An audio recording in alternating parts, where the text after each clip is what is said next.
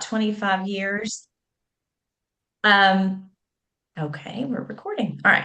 So I'm going to start with the word voice place. And voice place is about identity and voice. And it's not my word, it's a word that Georgella Lyon, who's a Kentucky author, created. And in my book, in part two of my book, she's got an essay, a beautiful essay called Voice Place. And she defines it as the people and places that shaped your first voice, or the one that you are the most comfortable using with friends and family. It's the voice that we use when we're not being assessed or measured or professional. We're just comfortable. And so I included this collage of pictures. These are generations of my family that shaped my voice place. And this is really how I got into Appalachian studies and the study of dialects in the first place. I spent a lot of my life on my grandmother's farm. You can see her house up here. My great grandmother, rather, she's the one milking the cow. Excuse me. And down here, I've got my great great grandfather, my great grandfather, my grandmother, my mother, and me. So I had my great grandmother in my life until I was in my 30s because I was born to very young, teenage parents. And that was a blessing because I grew up among storytellers. And whether we were making molasses, which you can see here in this picture, they're crushing sugar cane. We're getting ready. We did that every year in the fall, or working in tobacco, and that's what this picture down here is: tobacco, speared tobacco, getting ready to be hung in the barn. I listened to my family telling stories, multiple generations telling stories, and I didn't realize it, but I was a researcher in training. I was observing and I was collecting and storing away all of this information. And later, um, and let me say this about Appalachian identity, and some of you might be able to relate to this. Until I got to college, and I'll just speak for myself, but I think this is true of a lot of people. Appalachia is kind of an academic word. You don't grow up, I didn't grow up calling myself an Appalachian. I didn't grow up with an understanding of what Appalachia, the region, was. I just knew I was from the country. I was from the holler. I sounded like a hillbilly, right? Those were the kinds of words we used. It wasn't until I got to college and there was a class with Appalachia in the title that I looked in the mirror and said, maybe this is me. And I read literature by James Still and Lee Smith, Harriet Simpson Arno, the doll maker, Jesse Stewart, um, and then later Silas House and Barbara Kingsolver. And I saw my voice reflected back at me in the words. And it was like blinders came off. It was an incredible moment for me because I never knew. And this is my dad down here singing on the Grand Ole Opry. So music was really important. That's what my third book is about: old time music, where they sang in their accents, right? All of that started to come together for me. And I realized that my life up until that point had been a study of this subject. And so a professor gave us an assignment to go home and record. And this was my pivotal moment. He said, go home and record your elders and then transcribe what you record the way they say it. So don't just pay attention to the stories they're telling you. I want you to pay attention to how they're telling stories. And that was the first time anyone had ever validated, I guess, the way that I speak that way, to actually put it in an assignment instead of, a traditional research paper, to actually preserve it and study it and think about it and talk about why, maybe explore why they're still using those words the way that they're using them. So that's how I got on this path. And that's something that I continue to do in my teaching. So when we speak a dialect, we're talking about three components. We're talking about vocabulary, the technical term is lexicon. We're talking about the grammar, the syntactical properties and sentences, how we arrange those words, and the way we pronounce them, or the accent, right? It's not slang. Slang is influenced by popular culture, and slang is trendy. So it's not the same thing. And dialects, unlike slang, are influenced by regional and cultural influences that can be hundreds of years old. And in linguistics, we don't recognize one dialect as better than the other. We don't talk about one being wrong and one being right. We talk about audience and occasion and which dialect we pull depending on where we are and who we're talking to. Because I always say this, my granny is not in this picture. She's in one of the previous pictures. She passed in January. But I've always said, when I was sitting on the porch with my granny, she did not want to hear Dr. Amy Clark speaking to her. That did not interest her. She was proud of me, but she didn't want to hear Dr. Amy Clark in conversation with her. She wanted to hear her little granddaughter, right? The way that I spoke back then. And so that's what we mean by audience and occasion and purpose.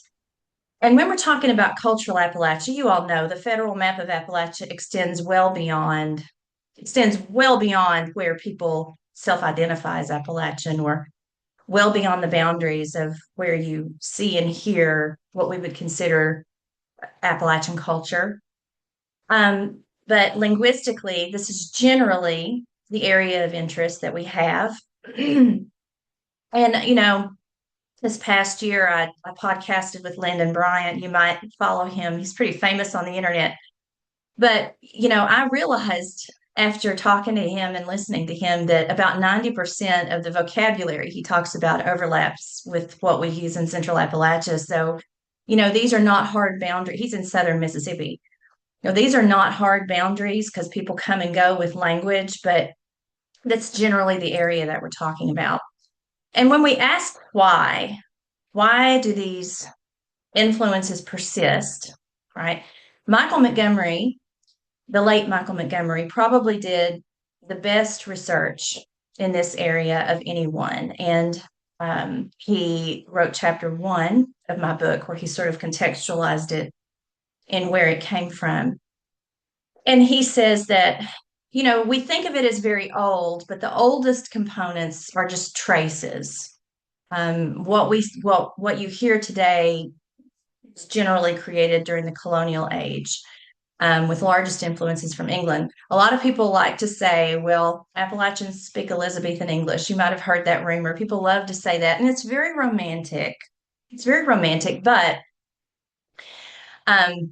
he would always start by saying that's not true. It got started, in the 19th century. And you might go into some churches in some pockets of Appalachia, and you'll hear people testifying and praying and preaching in the King James Version of the Bible, right? But we'd have to be speaking that 100% of the time, and everybody would have to be using it to say that we speak Elizabethan English. So we don't. But that's probably where that rumor got started. So we're way more diverse than people realize as well. And so you have multiple dialects. So we talk about Appalachian Englishes. We don't talk about it in the plural, in the singular, because there's no such thing as a homogenous one dialect that everybody, as we know, right? You all have Pittsburghese. We have Central Appalachian English, Smoky Mountain English. There are different names for the different, and you can be 5 miles away and people can say things differently. So it's never good to call it one. There are some contributions from indigenous languages, but we know from history what happened to indigenous languages. We know that much of the culture was erased and languages were erased, but thankfully there has been a revival. This is a picture from a documentary called We Will Speak. I don't know if any of you have seen it. You can find it on Canopy. I'm not sure where else it's streaming, but I podcasted with the co-director, Michael McDermott, and it's about the Cherokee people in Western North Carolina and Oklahoma, reviving Cherokee language and making sure that it is taught in their school systems. So the older generations who are fluent are taking their fluency with them when they pass. And so the younger generations are learning from them and creating lesson plans and becoming certified Cherokee teachers. And so that way they're ensuring that the language lives.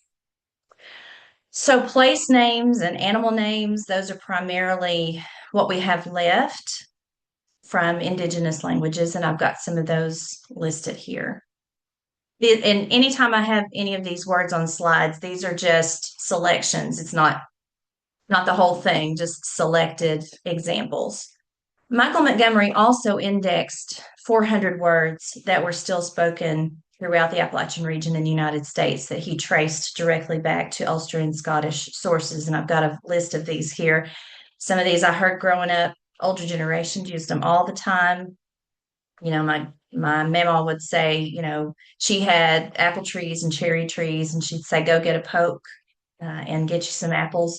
Poke is it's a Scottish word for paper bag or sack. You still hear that among older generations. You still hear peace for distance. It's down the road a piece. It's not far when you're talking about peace. Um, ill for bad tempered, snake feeder for dragonfly. I don't know if any of these are familiar. Red up might be familiar. I think that's something that you hear in Western Pennsylvania. So these are lexical, this is what in scientific terms, what we would call lexical items that remain, but mostly among older speakers. Some more influences. We know that Southern Englanders were the first to bring English. Scots-Irish were the most influential in shaping the dialects. And then German influence. We heard dialects in Tennessee by the 1800s. And I've got some examples of words that came from those particular places. And then grammatical patterns. Now, grammar, as you know, is where the stigma comes from. Because vernacular dialects tend to break a lot of grammar rules. We'll look at vocabulary and we'll say, oh, well, that's quaint. That's neat. But then they hear a grammar pattern like the car needs washed or the wind blowed the trees down, and people lose their minds, right? Because that's just not the way you say it. So, but what I enjoy is saying, well, actually, these come from the same places that the words come from. And these are very old grammar patterns. They were standard at one point, and they may not be now. They may not. And I'm using standard because that's just the most widely understood word, but a lot of people in linguistics have a problem with the word standard English, because it implies that there's a substandard, and that's not what I mean when I use standard. So I'm just using the most recognizable term right now. But regularizing irregular verbs. Again, this is what I grew up with. I probably used it all the time, probably said things like this all the time. The car needs washed or washed. We have Virginia is one of these, West Virginia is the only state entirely in Appalachia. So the other states, you've got the eastern side and you've got the western side in Virginia, and we're very artful in Virginia. We include those hard R's in our words, those of us that speak more recognizable Appalachian accents. So worshed is something that you would hear. And the yins here, you wouldn't hear yins as much as you'd hear youans, biggins, youngins, double helping verbs. That comes from our storytelling tradition. I think we pile on the negatives and we pile on the adjectives because we really want to get in there and tell a story and make it as interesting as possible. So we modify and we negate and we do all of those things rhetorically to make our story more vibrant. They for there, they's a new bookstore in town. I heard this one just the other day. I heard a man saying they for there. And when I hear that, out, it's like a bell ringing in my ear. And I think, oh, that's history right there in front of me. That's a historical artifact right there in front of me. Linda Scott DeRozier has a wonderful quote that I love. She says, I carry my history in my mouth. And I think that's just a great way of thinking about these living artifacts that we carry with us daily. And I wish more people could see it that way. And here's an example of something you would see right out in the world. And you might say to yourself, I recognize that as a feature of Central Appalachian English or Southern Appalachian English. And this is, breaking the rules, right? It's breaking the agreement rules, but somebody, it was more about what they were saying than how they were saying it, enough that they had it engraved on a grave. Gravestone rhetoric is something that I study as well. So this kind of intertwines, and I recognize when I see things like this, I take pictures. I'll use that one day. And then pronunciation patterns, of course, those are also recognizable. We shorten words. We have an intrusive R, we have an intrusive T. We have that vowel shift, we collapse our diphthongs. And then in some words, we add double syllables, like bed might be bayed. That's how my grandfather said it, B-E-D. He would say bayed, really drawn out. But then light becomes light, right? So we collapse and we add. The shift of the accent to the front of the word, you'll hear people, particularly older generations, say entire, umbrella, theater instead of theater. And then the A prefix, which is very old, but it's dying out. We know this from studies, particularly in West Virginia. Older generations are using the A prefix. I'm a fixin' to, I'm a going to the store. But younger generations typically don't. And so the reason for this change, there are multiple reasons for the changes that took place. The Great Migration, the coal mines in particular caused a lot of outmigration. The going away to the northern cities and the southern cities, the urban areas where the factories were, and then coming home. Um, it created the Appalachian diaspora.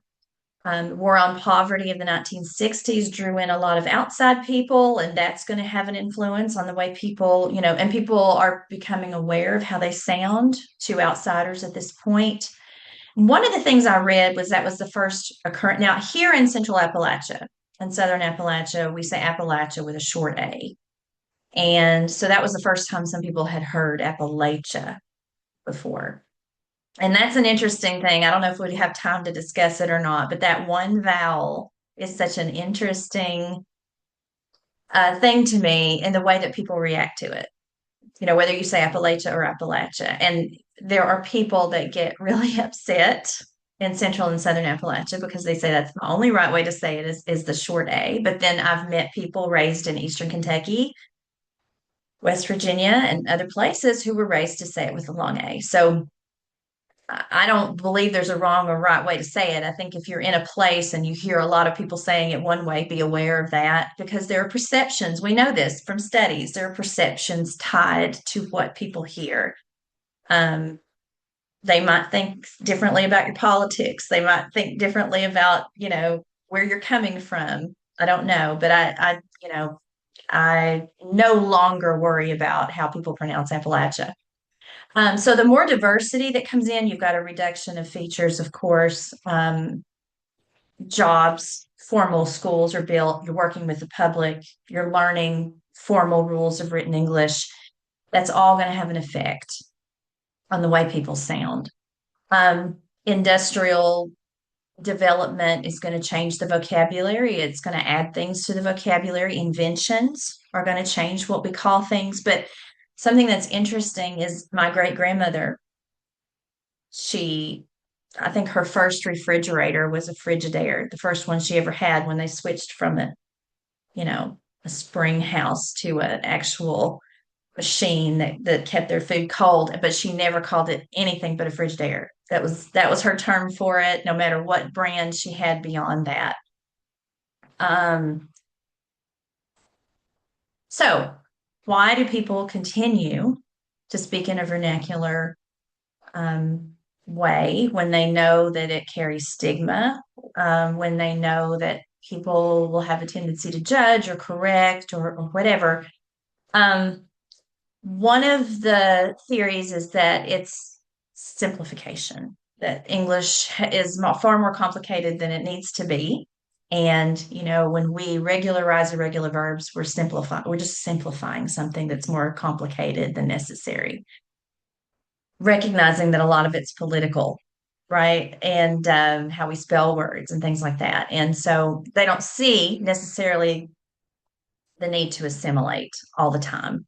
So you say it the way your family said it. And that goes back to history and family connection. A lot of people want to stay rooted to the people and places that shape their voice place. And so they want to continue using it for that reason. And that's what's comfortable.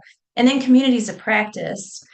Delheim's talked about communities of practice, did his research on communities of practice, and Nancy Hayward writes this chapter in my book. There are cultural and social consequences when you're in a community of practice with a shared activity and a shared vocabulary, like a quilting bee or the ladies auxiliary or the older men who gather at Hardee's for their morning coffee every morning, right? When you have a community of practice and you have a shared way of sounding and a shared way of speaking, you're going to use your vernacular voice for that. And that's going to change from community to community. And then we always get the question, are they dying out? And, a lot of people write about this. There was an article in the Atlantic about this in January, and the author made the argument that it would. I don't think it's going to go that easily. We know from Hazen's studies in West Virginia that there are actually some features that are holding steady and maybe even getting stronger among younger generations. They resist getting rid of multiple negatives, for example. And I still hear lots of traces in younger generations in my college who continue to use like they for their, for example. But high stakes testing and assessment, we certainly have that in Virginia, characterize vernacular as incorrect and standard English as correct. And so people are aware of that binary way of thinking, which I try to dismantle in my dialects class, that there's no wrong or right. It's a scale. It's a, you've got extremely formal, and down here you've got extremely informal, right? And so you pick where you want to be depending on where you are. Technology certainly, and they call it the TikTok effect on the young. I've got two teenagers. They don't necessarily sound like me. They've got traces, but they don't have as much of an accent as I have. And then of course, some features will intensify, others will level, and that's the word we use for features we don't hear very much anymore. And then, of course, preservation is even more important for those reasons. And so, Appalachian literature is one of the things I point to. And this is just a selection of some books that I'm particularly fond of that seek to preserve it. And that's a tricky thing, to preserve vernacular in writing, because you don't want to create caricatures of your characters. You want it to be respectful. And I think Barbara Kingsolver does that really well. So does Ron Rand. I mean, all of these authors do. But Silas House says it's a lot like salt on food. If you do too much of it, you're going to ruin it, right? That if you do just enough to flavor it so that people understand, and it helps build the character, then it works. But this is one of the places, this and music are so important, I think, in carrying it forward. Another way that we study changes is in artifacts, particularly in the writing that people have done who didn't have much formal school. So we learn how to speak by listening. Language acquisition happens first by the people who teach us how to speak, right? So babies learn by listening. Little children learn, they model adult speech. But we have to be formally taught to write. So for someone who did not go all the way through school, or who stopped at the third grade or the second grade, they're going to write the way that they speak, probably. And so this is one of the things I do with my students. This is a letter that I found in an old sewing machine that I inherited. And it was a series of letters from the Catawba Sanatorium in Roanoke, near Roanoke, Virginia, where people were sent if they were diagnosed with tuberculosis. And so she was writing home, and she was homesick, terribly, terribly homesick. She had never, ever been out of Lee County, Virginia. And you can scan this letter and identify features of her spoken English. Grammar, vocab, stout is one of those words people still use for strong. She don't seem, we're regularizing those irregular verbs. Anything, you've got the vowel there, the I, A, and E all sound alike. Ain't nothing, multiple negatives.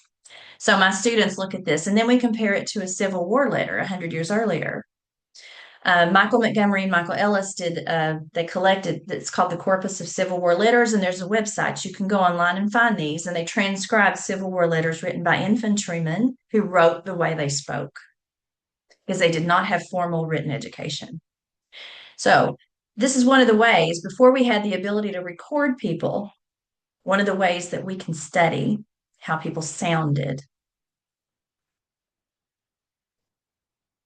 And it's tricky because you don't want to code for words that they're just misspelling, but they sound the same otherwise, right? Nothing sounds the same. NU sounds the same. So we wouldn't code for that. We code for words that, words and phrases like ben. So BEEN, ben, or ben, like pen, pen, right? And then I work with teachers in the Appalachian Writing Project, and I'm coming to the end of this. I work with teachers in the Appalachian Writing Project to apply everything we know about Appalachian Englishes to the classroom. And one of the things that we encourage teachers to do is to teach code switching. It's also known as code meshing in academic circles. Code meshing argues that you can't really turn one off completely, one dialect off completely, and turn one dialect on completely.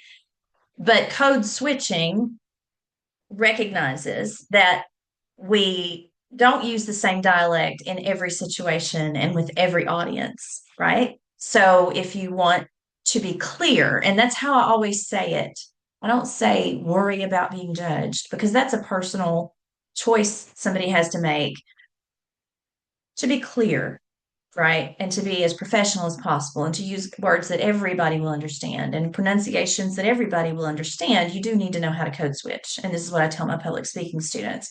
So I don't recognize their dialect, their vernacular dialect as wrong or incorrect. I say, this is your spoken voice, this is your home voice, this is your vernacular voice, right? You need to switch over for this purpose to your professional voice. And so this is kind of the game plan that we give teachers. We say, you have a personal column, that's your personal voice. You can call it whatever you want. You can call it your home voice. If it's little kids, call it your play voice, right? Whatever they'll understand. And then your professional voice or your academic voice. And then you say, how do you put a dialect feature up there, like they is a meeting tomorrow at 11 a.m. How do you get from the personal to the professional? And then in the middle, they have to describe the pattern that takes them there. So it's a meta-linguistic awareness that you're teaching because that's what you have to do. You have to switch it in your brain and you have to recognize what you're saying is your vernacular, know how to change to the professional, and consider audience and purpose for every one of these situations. We did a study in school in Wise County schools from middle school to college. We had a control group and we had experimental groups. And the experimental groups were taught code switching. The control groups were taught in the binary of the rightness and wrongness. And attitudes about being taught English were better, improved. Their SOL scores improved.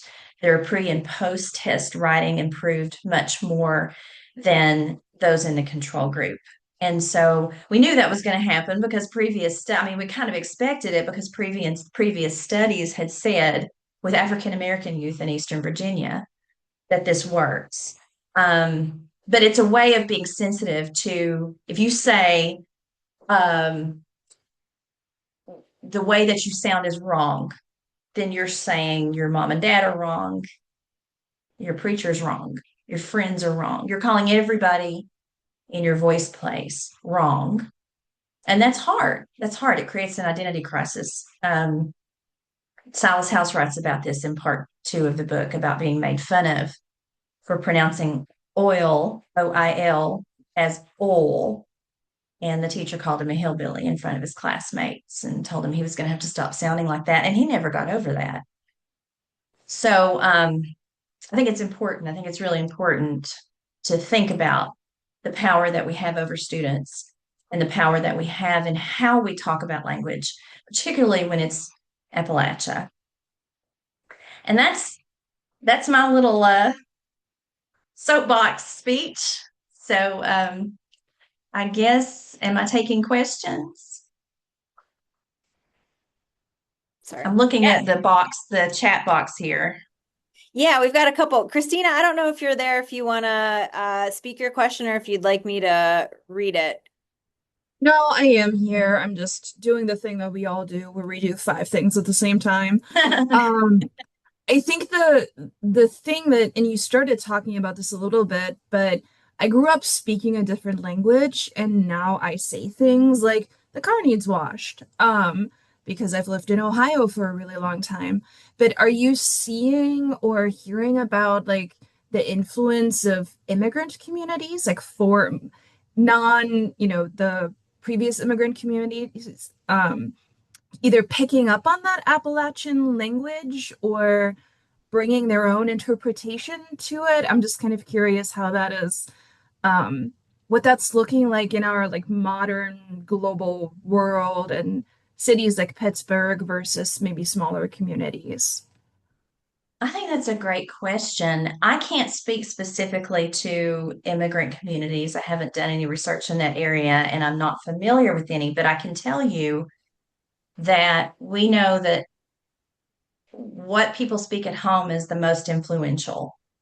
Um, my husband is from Richmond, Virginia, and he has, because he's from Richmond, Virginia, a very different accent than what we have here. But he's been here over 20 years now, and he works with the public. And when he comes home, I hear him say things that I didn't hear before. I do think we are influenced by what we hear every day. You know, I have a friend that moved abroad and she's adopted rather some of the linguistic variants that in the country where she lives. So we do know that we mirror what we hear. With younger people who are very sensitive to difference, they want to sound like their friends. They want to sound like their social groups. And so that's most important to them. So it's hard to talk about, you know, without a study, it's hard to talk about people in general terms. I think it varies from person to person, but that's generally what we know is that yes, we can be influenced by what we hear around us every day. And then of course you got to factor in the people who make a conscious decision to change it because they want to sound the same or they want to separate themselves. That's a whole different thing that happens. Mark, you had a question? Yeah, a couple quick ones. So I grew up in a lot of my life in central, eastern and southern Ohio, and we were acutely aware not only of what we called hillbilly accents, but the different types of accents even within the state of Ohio. Yeah. And I'm sure you've got some familiarity with differences in the dialects stretching across Appalachia, and I'd love to hear you do a couple of examples so people can hear the difference. My second question is a broader one, which is that I grew up with a dad who had a bundle of different prejudices, but one of them was that anybody who spoke with a country drawl was sounded stupid. And I'm guessing this is a general phenomenon that's been applied to any kind of an immigrant group that comes in with a particular accent. But could you address that a little bit as well? Well, I think a lot of that has to, well, I don't just think it.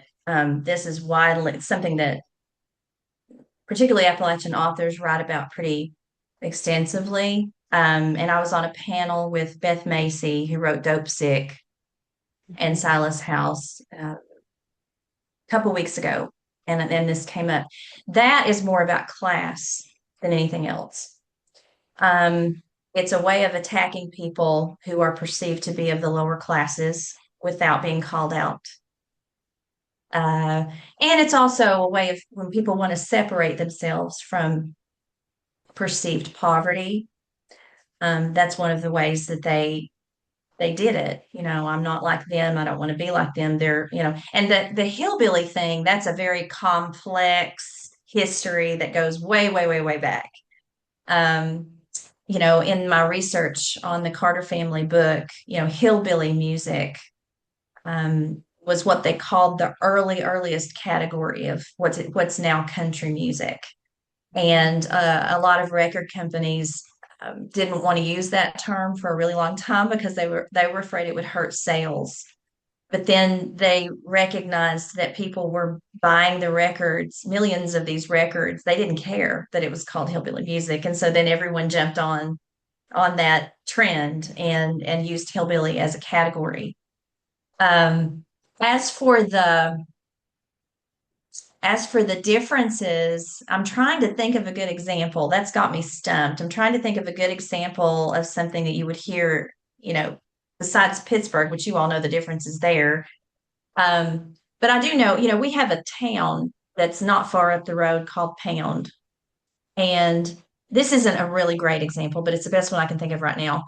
Some people will call it Pound, and some people call it the Pound.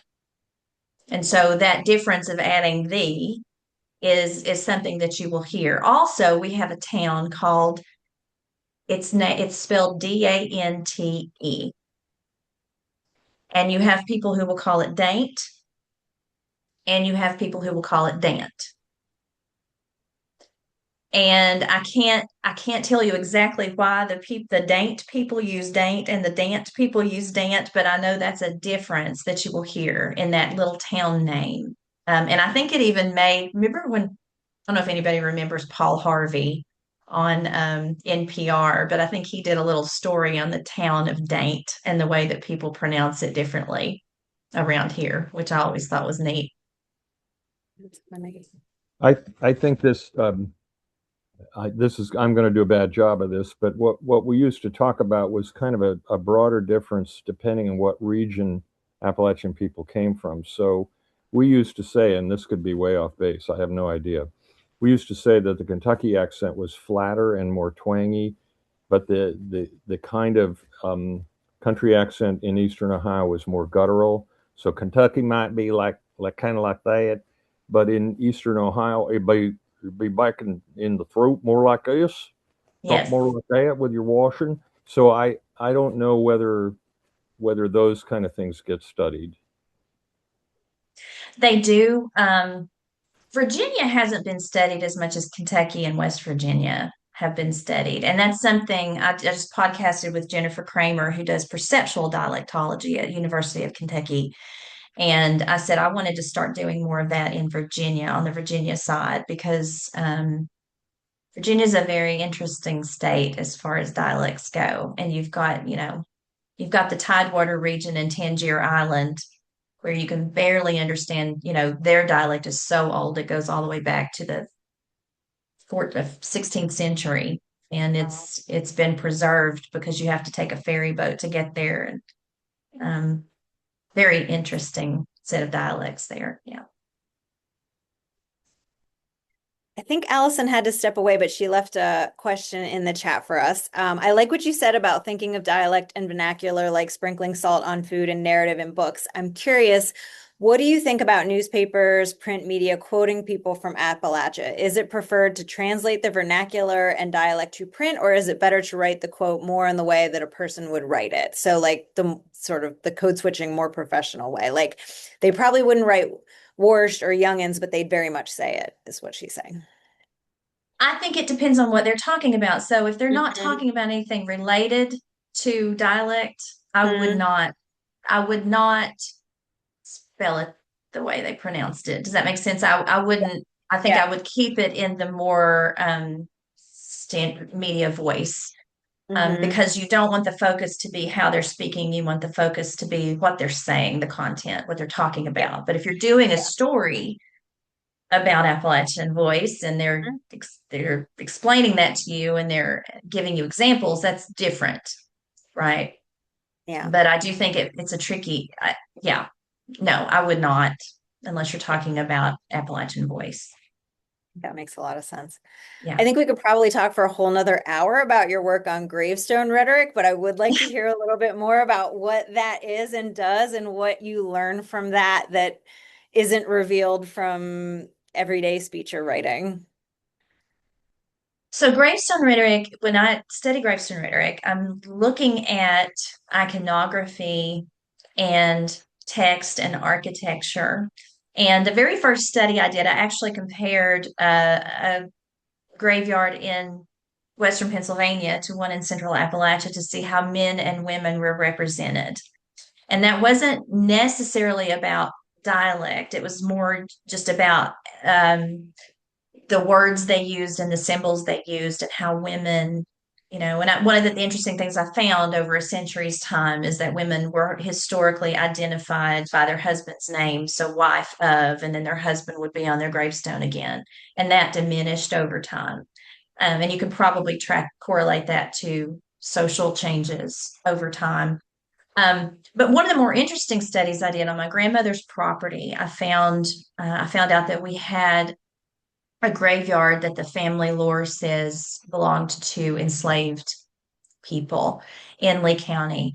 And that was the family lore. And so I've spent the last over 10 years working with Will Isom, who's executive director of Black in Appalachia, to do research on these stones. And the thing about these stones is they date from the mid 1800s.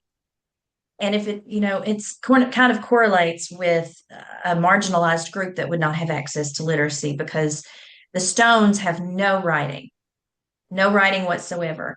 So I had to think about semiotics. And so all I had to work with was shape and size and arrangement and what the stones were communicating to us using shape, size, and arrangement. And so I got a grant and brought in a physicist from Radford to do a study underneath the ground to see how the graves were arranged because it's in the woods and the trees Mhm. rearranged the stones. And so I couldn't see where the bodies were necessarily or how big they were. So we did ground penetrating radar research to see the length of the body and correlate that to the size of the stone. And so I guessed that a smaller stone would belong to a child, a larger stone would belong to an adult. So we pieced the symbols together. They were eastward facing, and that correlates with Christian belief, but it also correlates with African tradition. Mhm. And so there are a lot of things that we did there, to sum it up in a nutshell. But I do have a series of YouTube videos about my research, and I take you to the graveyard and I show you how I did the research. And I did that for the National Communication Association. So if you type in my name and the NCA gravestone research, you'll see a 3-part series that I did on that. Thank you for asking. That's been a really interesting study. That's excellent. Any other questions from folks?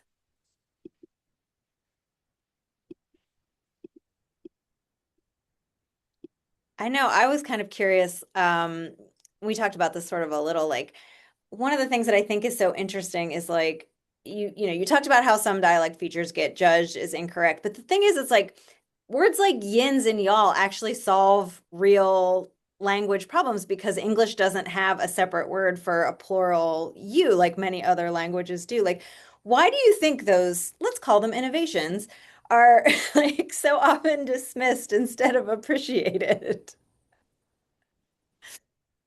Because I mean, I this is just one answer, but again, it's based on everything. My career, I've interacted with a lot of linguists and a lot of writers, and we all have this conversation repeatedly. And I Mm-hmm. really think because it's linked to the working class, it's got Mm-hmm. its roots in working class, and we live in a society where upward mobility is important, right? And we exist on a hierarchy, and we tend to equate a more standardized version of English with the top of that. And so that's It it, was I think, it was because it's been capitalism. It was capitalism well, all along, as I often I don't want say. to sound I don't want to sound too political when I say that. I think in our Yeah. mind, I think that's how people think, right? Hmm. I teach Kenneth Burke in rhetoric too. He talks about how we rank things, right? We're rotten with perfection. So I think that's my theory because it's linked to the working class. People still have such a strong reaction to it, and popular culture hasn't helped. You know, media's TV Sure. shows that link language and the hillbilly image, and you still see traces of that. That'll still pop up. I still see it and hear it. Hmm. Hmm. Yeah.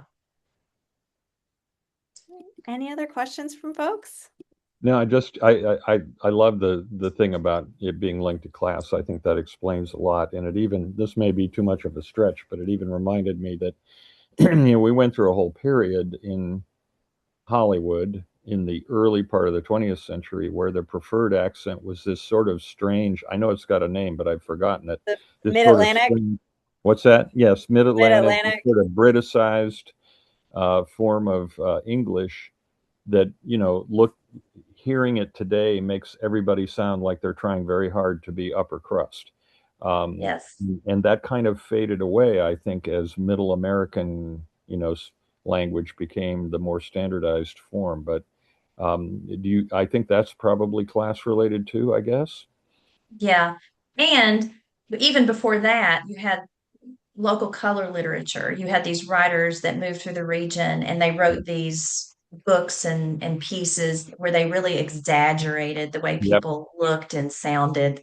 And it started, yeah. And so people who had never been to Appalachia, didn't know anything about Appalachia or the South, would read this and think that's how these people sound. Yep. Yep. Yeah. This has been great. I really appreciate it. Thank you. Thank you. That's super fun. Thank you so I love much. talking about it. All right.